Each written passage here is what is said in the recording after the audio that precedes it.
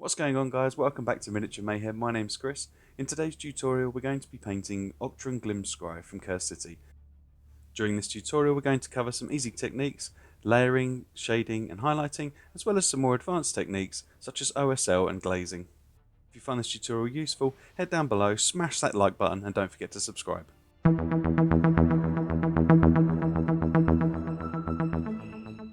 First thing I've done is apply an all over base coat of Chaos Black. Try and cover every aspect of the model.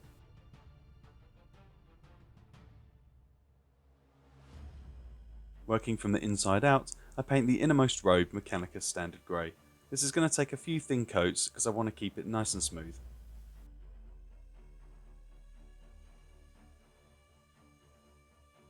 With that now dry, I'm going to apply a few thin down coats of Thunderhawk Blue to give it a nice bluish tint.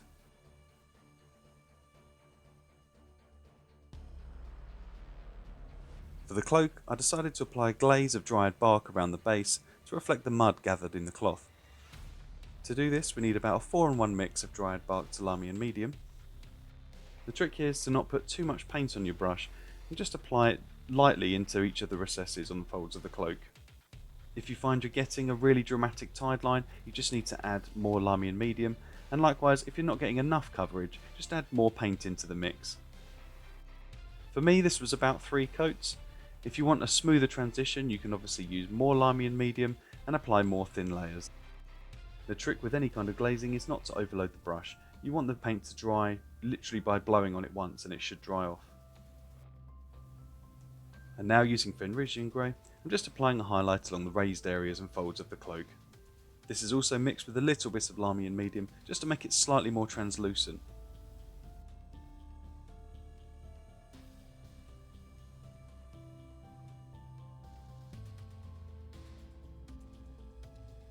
And with the highlights done, the inner cloak is now complete.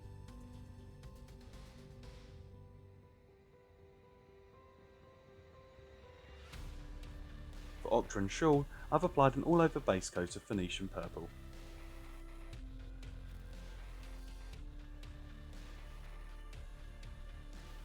Adding a small amount of black into the mix, just wash that into the recesses just to shade it slightly.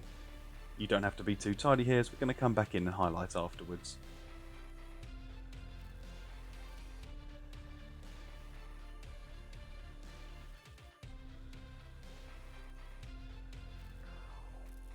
And now, using T'Challa Lilac, we're going to apply a fine edge highlight along all the raised areas.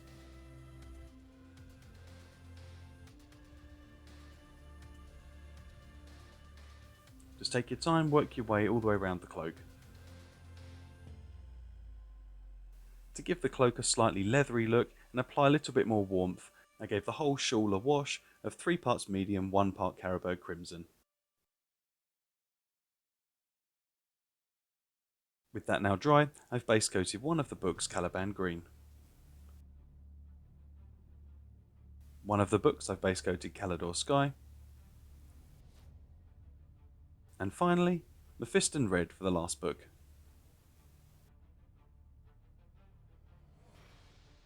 Using Rakarth Flesh, I've base coated all of the pages and the scroll on Octren's back. Using Mornfang Brown, I've applied a base coat to all the leather strapping and to Octren's staff.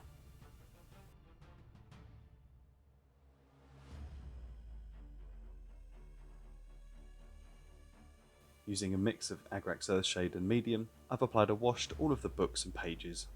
Try and avoid any of the cloth areas. Using a fine brush and Corax Black, just applying a few words to the page that we can see. If you've never done this before, just apply a series of random dots and lines.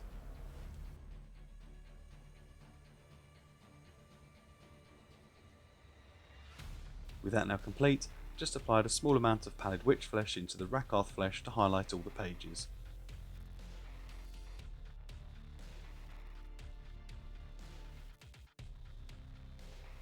And now for Octren's glorious beard, apply an all over base coat of Dawnstone Grey.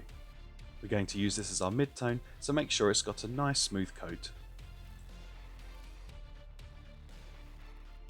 Mixing Skaven Blight Dinge with medium, again in around a 4-to-1 mix, we're going to glaze a few layers of that onto the lower half of the beard. After a couple of layers, you get a really nice dark transition. And now, switching back to our mid-tone, we're going to apply a highlight down into the areas we've just glazed. This final step really helps to blend the transition between the two colours. This is obviously sped up here, but take your time and work your way around all of the strands of the hair. Using a fine brush, apply a highlight of Arctic White to the uppermost parts of the beard. And with that done, you've got a really nice transition all the way from white down to a dark grey. Using Bugman's Glow, work your way around and base coat all of the flesh.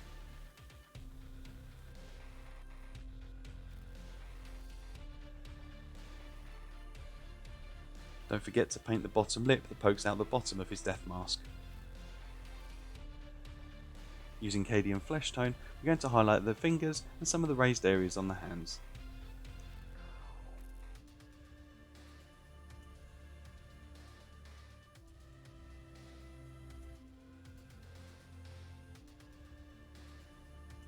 Now for the staff, we're going to apply a highlight of Mornfang Brown back over the wash we applied earlier.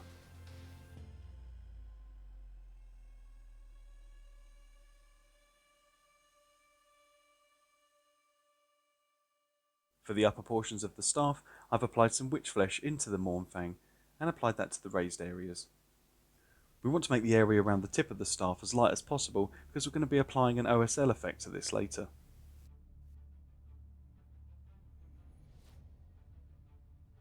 For the detailing on the books and other metallic areas, I've applied a base coat of Stormhost Silver and Brassy Brass.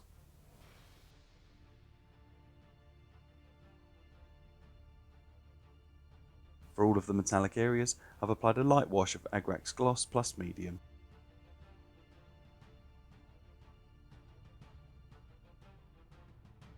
With that now dry, I've used Glorious Gold from Vallejo to apply a slight highlight to all of the golden areas.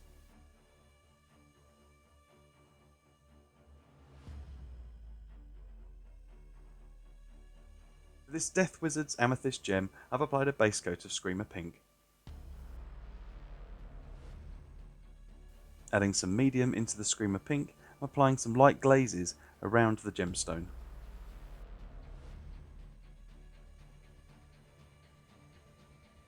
And now, avoiding the recesses, apply a layer of Pink Horror to the gemstone.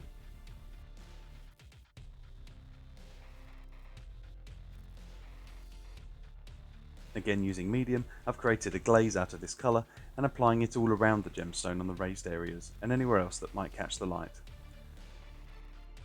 And finally, using Emperor's Children, I'm creating a spot of light and then dragging the paint towards that spot to create a nice smooth transition. And with that, my version of Octren Glimscry is now complete. I'm really happy with how this guy came out. I really wanted him to look like a death wizard from the old world. If you found this tutorial useful, I'd massively appreciate it if you could smash that thumbs up button down below. Hit subscribe if you haven't already, share us with a friend who you think might find this useful. As always, thanks for watching, and catch you in the next one.